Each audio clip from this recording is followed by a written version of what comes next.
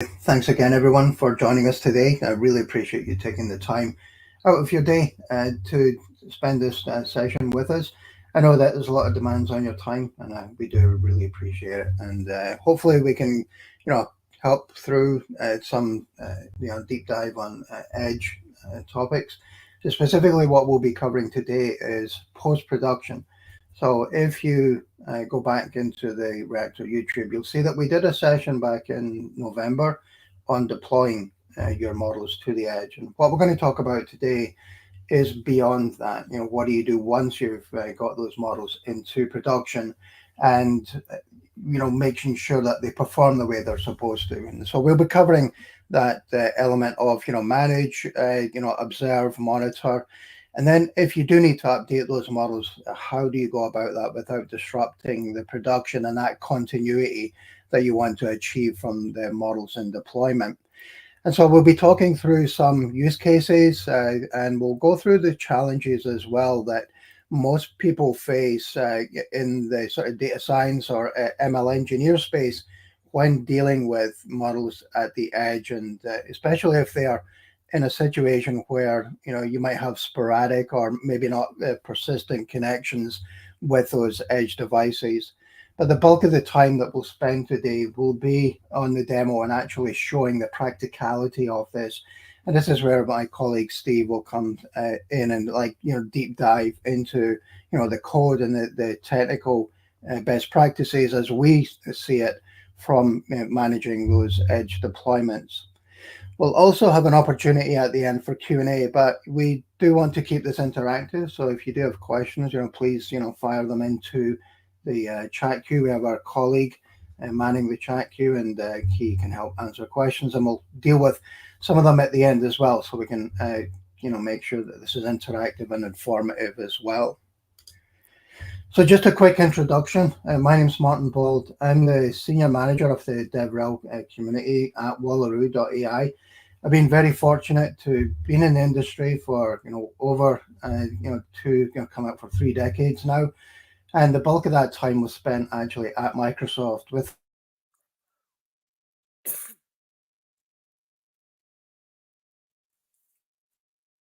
probably one of the most rewarding times of my career, working with folks like yourselves in hands-on labs, workshops, and doing those videos and those POCs, etc. And so great to again be back and in front of that community again here. I'm just going to hand it over to my colleague Steve, who will introduce himself.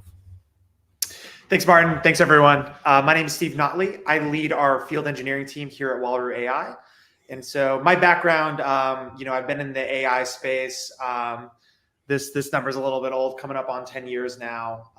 And so really started in academia and doing research as part of my graduate degree on the AI space. Did a lot of really interesting work there. But one thing that I noticed was that there was so much interesting work coming out of academia, so many new architectures, new applications, and yet by comparison, the amount of those that actually made it into real products that were reshaping industry or reshaping consumer life was really low by comparison. So I really got into industry to explore how to accelerate that link of those exciting revelations, those new technologies really starting to make an impact on real world problems. And so I've been very close to applied AI for my whole career, and I've worked in industries such as financial services, energy, manufacturing, and healthcare. And so one thing that I noticed across all of those industries was that making that leap to production and that deployment piece was always a bottleneck, and that was one of the key pieces that I was, that was causing that lag of that cycle that I was seeing when I was in academia. And so Wallaroo AI is a company dedicated to helping solve that problem exactly, and that's what brought me here. So thank you all for having me. Awesome, thank you, Steve. So as we talked about, we have covered the deploying edge models into production, and there's a number of different use cases. There's probably a lot more that we can fit on one slide, but just to give you an idea of where edge AI is being used, especially since in the last 12 months or so, where it's really taken a leap forward, especially with Gen AI, also with the capabilities of devices and the power of those devices that can be put in those edge scenarios as well. You've probably experienced some of the retail, cashierless checkout, and also retail are really using AI to manage that inventory. We've seen supply chain issues recently in the last couple of years and post COVID, and that inventory management is super important for the retail industry, not just for supply chain but also in the store and monitoring product and does product go off for the fresh produce, etc. We've also seen manufacturing. Manufacturing have been using edge and sensors for years, since before it was even called IoT. And with the advent of edge AI, there's a new possibility for manufacturing to take advantage of this technology to help produce much more accurate products through Q&A analysis and also predicting maintenance, so that they can make sure they can optimize their staff for those alerts and operations, and keeping those costs down as well. We've also seen in health and life sciences where, through COVID, that really took a leap forward in, those models being able to, manufacture and help build those vaccines, that we've all taken advantage of, as well as the diagnosing illnesses. There was a recent article in the BBC that folks had been diagnosed with cancer that some specialists had missed, and so you were talking about life-saving capabilities here with edge AI and the ability to recognize certain cell structures and so on in that space.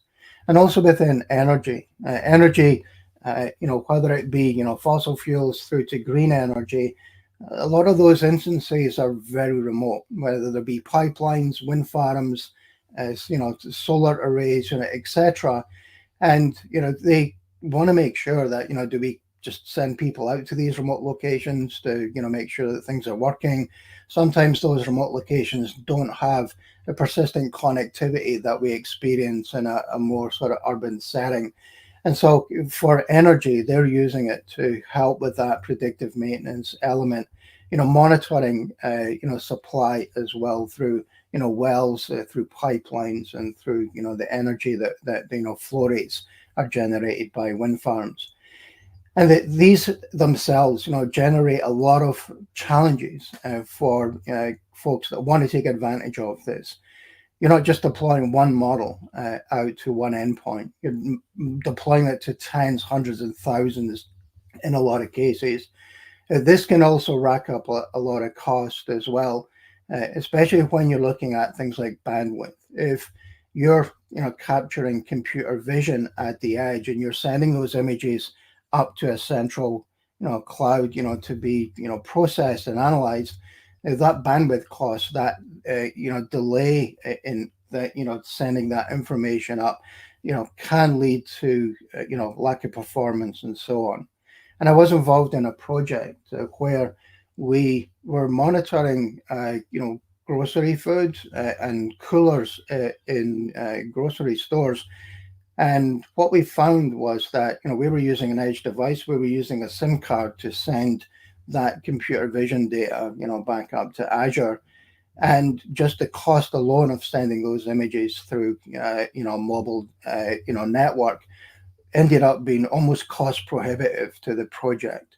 And so the ability to process that data right on the edge with the power of those devices that we have now is super important, and it's a great opportunity to take advantage of that. But also you need the skill and expertise in house to do that. And folks are struggling to find the right skills and expertise that they have. We've also seen tech layoffs, and people are adjusting their career paths and they're learning new skills. And so being able to give the self-service capability to data scientists and MLEs that know these models and know how to work with them, so that they can help manage those models, monitor, look for discrepancies and performance issues, and also give them the self-serve capability to update those models in production without having to go to the DevOps or the IT ops folks to make a request to them. Those folks are super busy, and it then goes into a queue, and that causes delays in production. And so being able to give that power to the data scientists that work with the models and the MLEs that work with these models to be able to recognize that there is a performance issue and then update that model in line with the production without having to take that environment down and stop production, redo the model, redeploy it. That can all take time. That leads to higher costs and a delay in the sort of return on investment that businesses are looking to take advantage of. And these are just some of the challenges. There are a few others, I'm sure, that folks are coming across. And yeah, if you've been through this, we would love to hear from you, because these are the things that we want to take back from the community and listen to the community and put it back into our product and help make it better for folks like yourselves in the long run. So we've introduced ourselves, we've talked about Edge AI, and okay, well, who are we at Wallaroo.ai? We are a Microsoft startup. We're part of the Microsoft for Startups program. We're part of the Pegasus program as well. We're also funded by the Microsoft M12 group as well.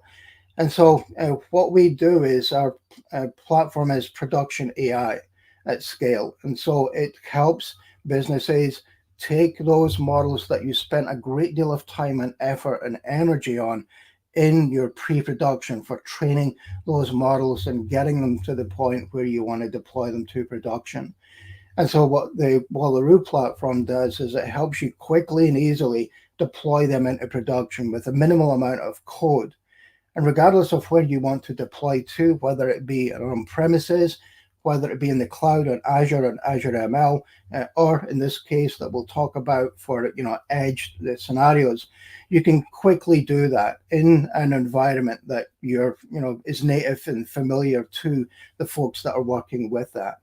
But we also go beyond that. We have monitoring capabilities that allow you to monitor for data drift. You can look for anomalies within those models. You can also manage deployment of those models and when they run and how they run. And so within Edge, you might have batch processing that you're running. Maybe it's running every Sunday night at midnight, and you can orchestrate that, and that helps you scale so that you're not doing a lot of manual intervention and trying to start inferencing of models. And so we also have the capability, which we'll see in Steve's demo, to look at a model and say, from our monitoring and observability, this model is not performing well. So we can then take that and retrain a better performing model and then deploy it on the fly without taking down that production environment. And that's who we are. We integrate with those technologies that you're already familiar with and plug in and help you scale those models into production, regardless of the architecture or endpoint that you want to deploy it to. I'm going to hand it over to Steve. Steve's going to now take us through that example that we've been talking about for how do we take a deployed production model for an edge example, and then how do we sort of run through that life cycle to make sure that it is performing the way it is, and how do we proactively act if it isn't. Steve. Absolutely. Thank you so much, Martin. And just to address that last slide before we get into the demo here.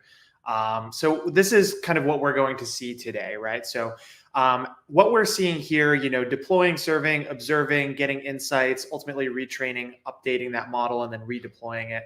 What we're essentially describing here is, a really healthy, robust ML operations lifecycle. And so the reason why we wanted to talk about this today is that ML ops and this kind of healthy life cycle is something that a lot of folks are still figuring out the best way to address, even in the cloud, right? This is something that is still an area where folks are trying to tighten up their production AI. And when you take that and you actually bring it out to the edge, it introduces a whole other host of variables that really, in a lot of ways, is kind of greenfield, right? So we're going to go through today, what each of these steps look like. We're going to address the cloud briefly first, and then we're going to see the additional complications, some of the additional information and possibilities that come in at the edge, and some ways to address that as well. And so the specific example we're going to be looking through is an example around using sensor data, like you would find in a manufacturing setting, in order to predict remaining useful life of a mechanical component based on historical failure data. And so we're going to switch over to our demo now. And so what we can see here is a Jupyter notebook, right? So we're going to pick up where our data scientists would kind of typically leave off, right? They have a model that they've trained, probably using Azure ML, as many of our customers do. And they're, have that model, they've trained it, they've validated it, they're ready to actually go ahead and make that leap into production. Now, as Martin said, we covered in a lot of detail the process of kind of getting to production in a couple of previous entries in this series. So I'll go through that piece. I'll recapture some of that briefly. And then we're going to focus on really what happens, once you're in production and how to think about that kind of continuous life cycle. So I go ahead and start off here. And so I effectively, import a couple of libraries here, make a connection out to my instance of Wallaroo. And then the first thing I'm going to do is actually take my saved model, which we have here in this Onyx file, and I'm going to run one last test on it in a production setting. So first, we're going to put it into production by packaging up and making it available as a cloud-based endpoint as kind of our first test. And so we can go ahead and do that in a couple of lines of code here. And so, it is a good practice to test on every kind of phase of the production lifecycle. And so this first one around packaging this up, we can go ahead and undertake that packaging. I upload with my model name and kind of tell the Wallaroo service what kind of model this is. In this case, it's an Onyx model. So I say, this is what we're looking at. Go ahead and register it. And then we go ahead and define some sample hardware. Now, this deployment configuration and the hardware associated with it, and keeping in mind things like scaling, is a bigger component of course, cloud-based deployments. But even when our final target is the edge, it's a great idea to start here and try to deploy to a cloud location with similar resources that you would expect to find on your edge device, so that you can examine that performance, examine those results, and make sure that everything looks as you would expect. And so we do that. We essentially define a pretty small deployment configuration, 1 CPU, 1 gig of RAM, that we can go ahead and build and ultimately deploy our model out to. And so at this point, I have a sample production endpoint in the cloud that I have here that I can start to run some sample data through. And so I have a sample set of inputs that I go ahead and run through, and you can see I get my output here that is essentially the number of predicted cycles left to a mechanical failure. And so with that context that this is looking good, these results are what I expect them to be, we can start to turn our attention to our final goal, which is great. I have this model, it predicts these failures. This is going to be useful in optimizing my maintenance routines. But I have all of these assembly lines, right? I have, I'm a global manufacturer. I have all of these assembly lines that I have to think about. They're in different regions. Some of them have different hardware. How do I actually go ahead and get that out to the edge so that I can overcome some of the problems that Martin had alluded to earlier, right? The sheer volume of data coming off of these sensors is a blessing and a curse. I have so much that I can leverage to make informed decisions. But at the same time, if I have all of these locations, they're all generating a ton of data 24/7, then I need to think about, what that looks like from a logistic perspective, and, the costs of potentially streaming that back to the cloud, or even just the hit of latency. There's a lot of reasons to want to bring that computation closer to where all of that data is. In this case, that would be a machine close to our factory floor. And so the process of actually undertaking that leap to the edge is essentially going to entail having some sort of container that you generate in order to ensure reproducibility and consistency across these different hardware environments and potentially different runtime environments, right? So we want to make sure that we can generate a consistent environment across all of these different kind of hardware possibilities. And so you can, of course, do that many ways. You can, have your ML engineering team create that, container. You can test it out.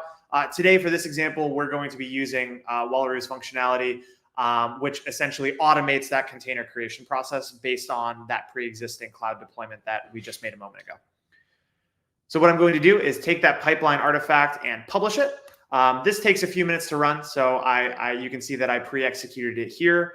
And what that is effectively going to do is take all of the things that were done at the previous cloud deployment stage.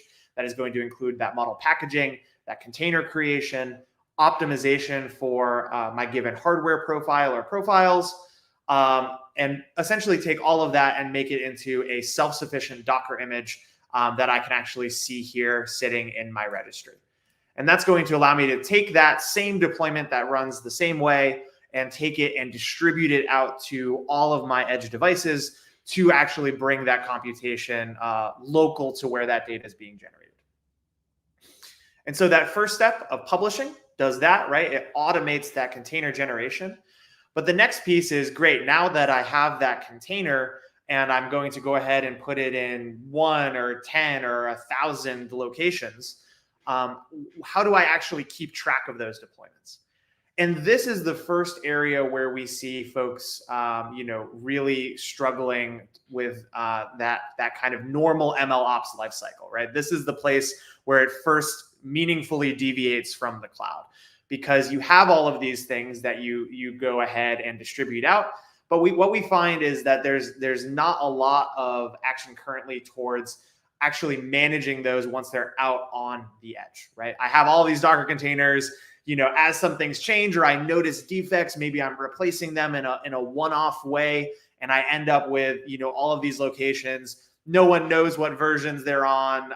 Maybe they haven't been analyzed in a really long time, and I sort of have this tendency to lose track of these things once they hit that production, right? And so, one answer that we often see when we say, hey, how are you monitoring these things or managing them, out on the edge? A lot of times people are kind of saying, well, we check in on them, but we don't have as tight of that management loop as we would like. And so there's a bunch of ways to solve this, right? There's process solves, there's software-based solves. Wallaroo has some functionality that helps with both that we're going to leverage today. And one of them is actually registering specific edge devices.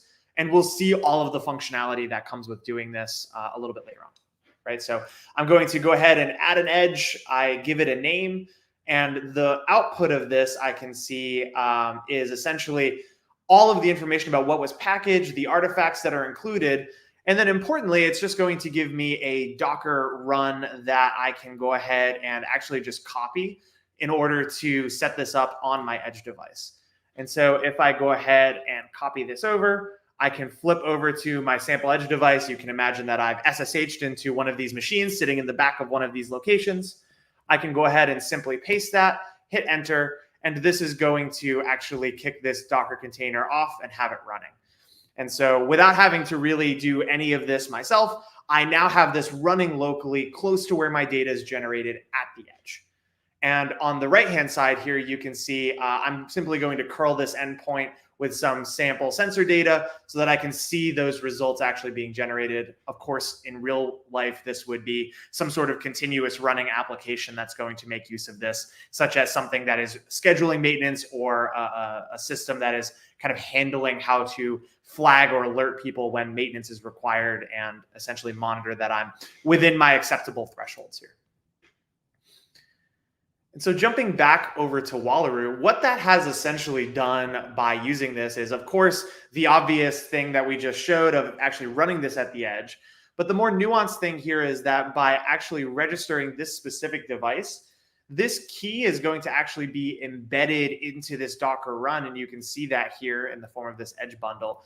And this contains a lot of information, some of which is security related, ensuring that you're not having bad actors pretending to be devices on your, edge deployment.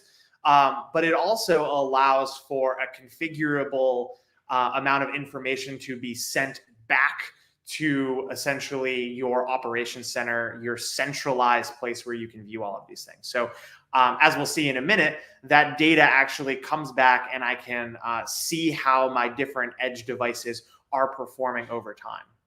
And so you can see here, just to show another one, I spin up another edge device and I have the same thing. You'll notice that actually the engine and pipeline artifacts are exactly the same, but because it's a new device, this has a slightly different token here that I'll use to kind of authenticate that edge device and manage that communication back to my centralized deployment operations center.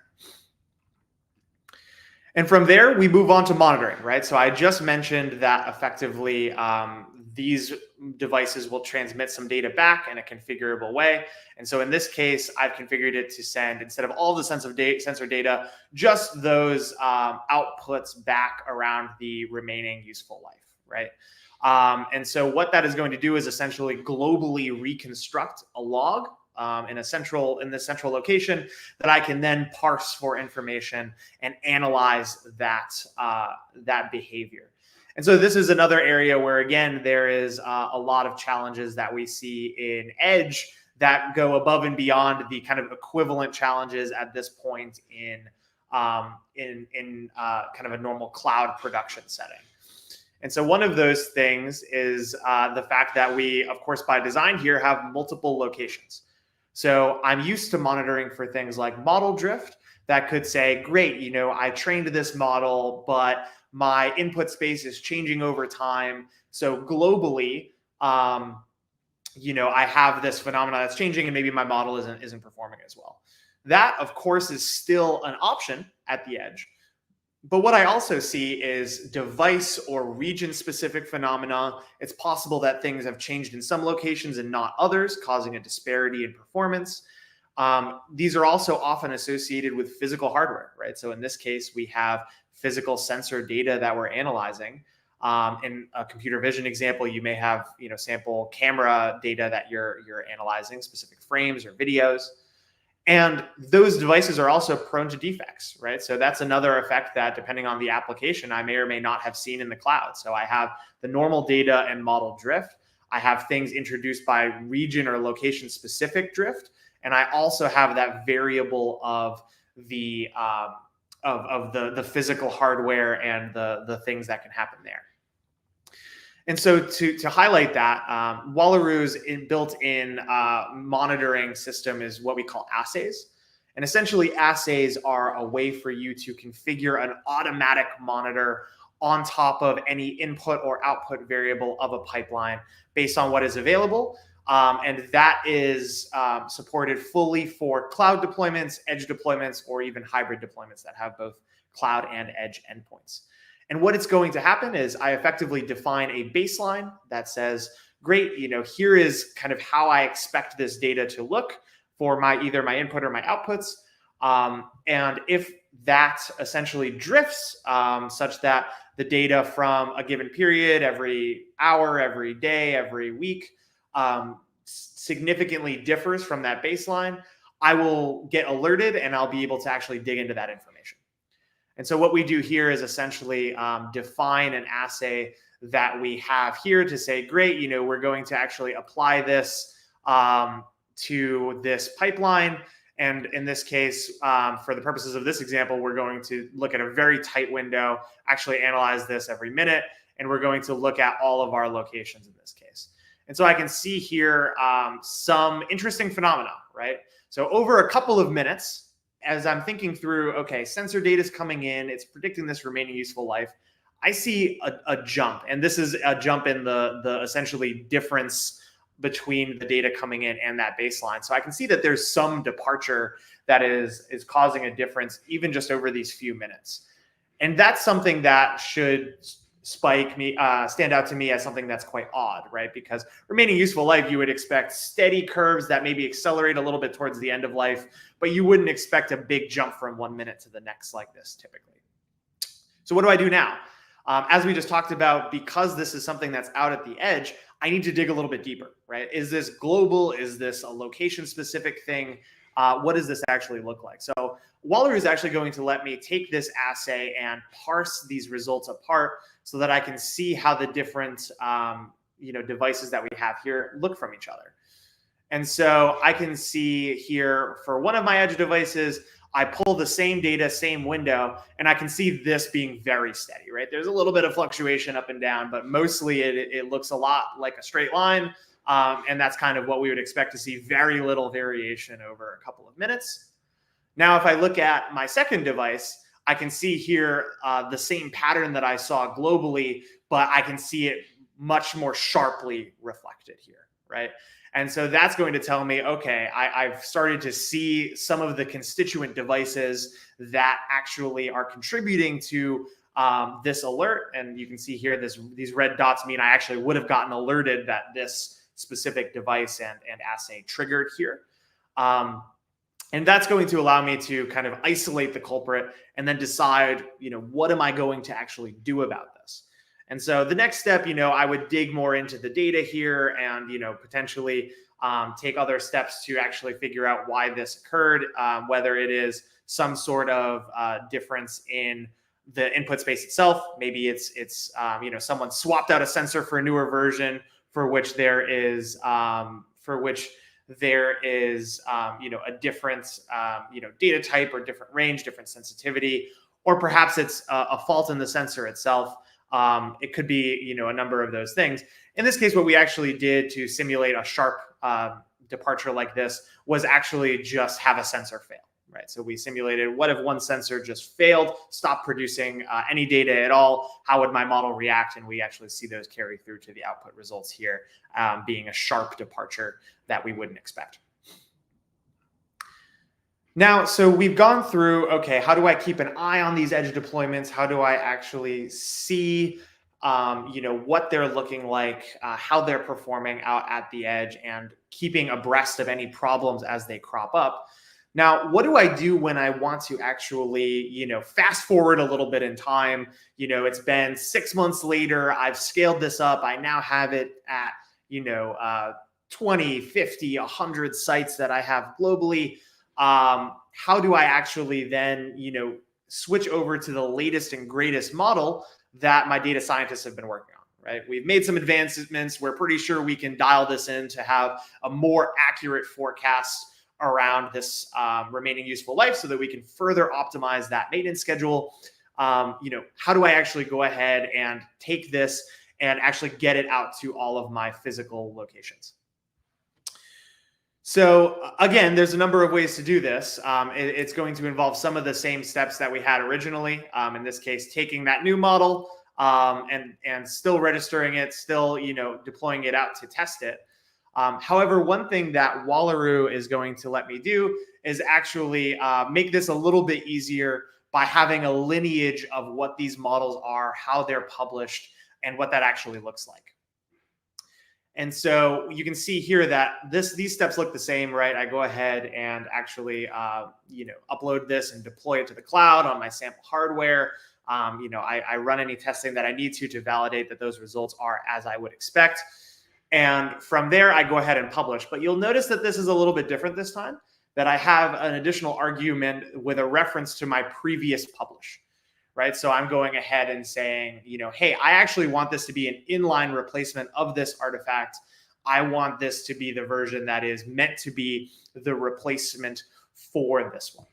And so what that's going to do is then as I go ahead and publish that and as it completes, not only do I get all of the usual information that includes these updated artifacts, but I'm actually going to get a replacement section that automatically generates refresh tokens to all of my edge devices.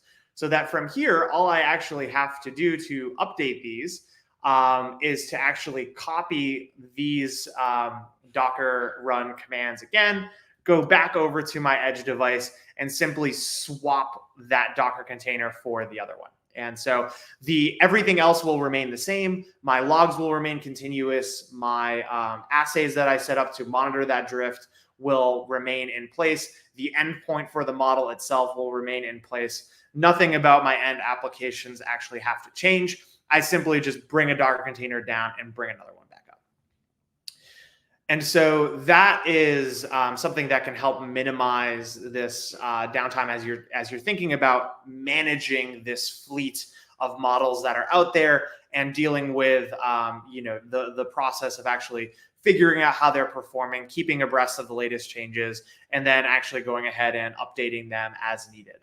And so we think this is an area that's really important to ensure that we have really good high fidelity predictions, not just in the cloud, but in the ever-growing space of edge deployments there. And with that, that's what I had planned for the demo today, and I can turn it back over to Martin. Awesome. Thanks, Steve.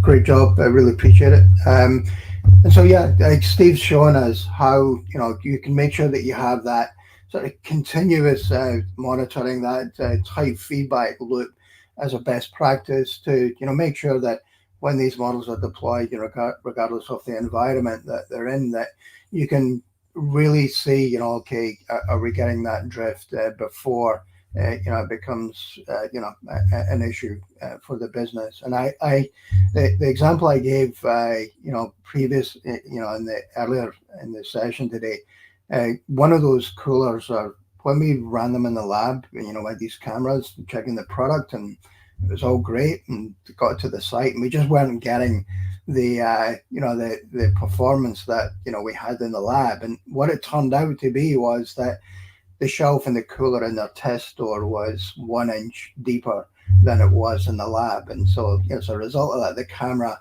it wasn't really capturing the product. So these are things where, once your model sort of drifts off and it's not performing the way it is, you want to make sure you have that quick insight into that, and the ability then to quickly take a trained model that is performing better and deploy it without that performance downtime as well.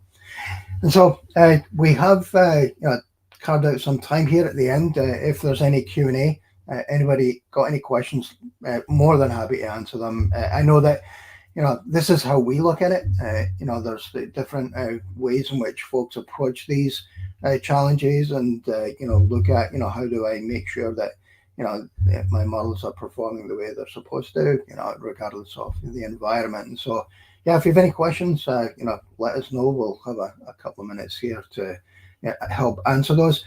But we also have a number of resources as well, so that what Steve's went through and what you've seen today, you can actually try for yourself. Whether it be you're in an environment where you're working on this as a project within your current work, or if you're looking to reskill and pick up some of those AI and ML skill sets. We have a free community edition. That license doesn't expire. You can have it up and running in a matter of minutes, and you can run through the tutorials. My colleague who's on our Q&A help here, he's our technical writer, and he does a great job of helping create these awesome tutorials and workshops that we have up on docs.wallaroo.ai. And so you can go through the community edition that Anna's posted in the chat, as well as a tutorial that Steve has gone through today as well. And we also have workshops. So tutorials are great. You can then sort of step through the tutorial if you want. But we also have workshops where we've taken some of that code out, and you can actually learn, pop in the code yourself and then run it. And it's a great hands-on way of learning also. So yeah, if you want to go through that route, you can, take that as well. And yes, John says so many docs as well. But the great thing is he's organized them super well. And so your ability to, not be overwhelmed when you go to our docs website, you can actually sort of, find what you need pretty quickly as well. We also have some free inference servers on the marketplace if you want to try them out. Again, what we really try and do is make sure that when you're setting these things up, you're looking at a matter of minutes, and you're looking at days and weeks, because no one has that time available to them. So yeah, in a matter of minutes, you have access to setting up, up to like 10 different VMs of common AI use cases. And so those use cases span from LLMs, Hugging Face, through to computer vision, and ResNet, and so on. And so we have a number of different use cases, and ones we'll be adding to as well over time. And I would love to hear from you. If you think of a question after the fact, if you want to reach out, if you want to give some feedback on the product or documentation, we'd love to hear from you as well. We know that we think we're on the right track, but it's always great to get that perspective from the community and say, hey, look, you might want to think about this, and this is something that we'd like to see. So please reach out to me. I don't bite. So give me a shout. Love to chat with folks like yourselves. And hopefully we'll get a chance to see you in future Reactor sessions. And just lastly, I just want to thank the Reactor team. So Anna and the whole team at the Microsoft Reactor folks, great job. Thank you very much for hosting us again. And also to my colleague, John. Oh, we've got a question, Steve. So what's the best way of model optimization to use for quantization or pruning? Yeah, it's a great question. It's going to depend a lot on the application and specific models that you're looking at. Pruning is really good for a lot of kind of the more traditional ML models that I've found, but especially with the rise of a lot of the Gen AI models, the trend that we tend to be seeing is that even quite quantized versions of those models still perform very well.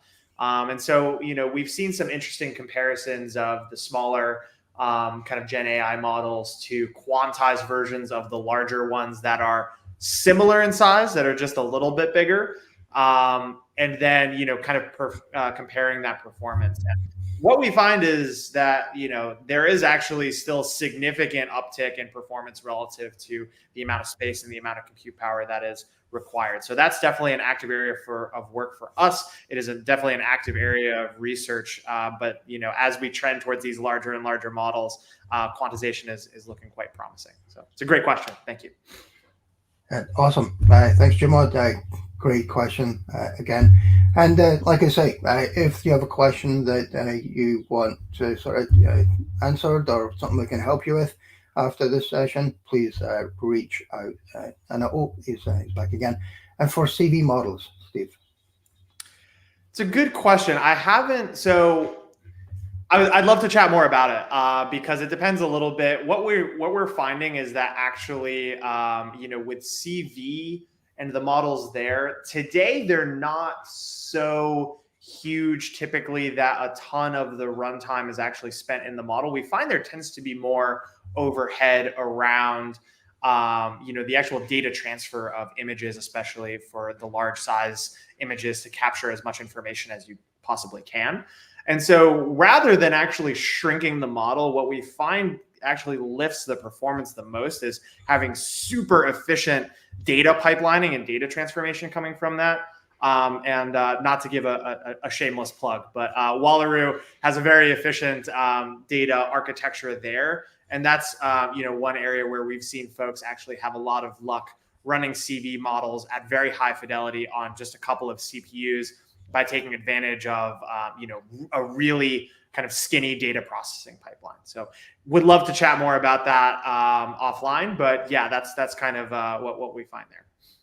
Awesome. Yeah, Jimod, if you want to reach out to me, you can drop me an email, and I can connect you with Steve, and we can help carry that conversation forward. And yeah, thank you, Steve.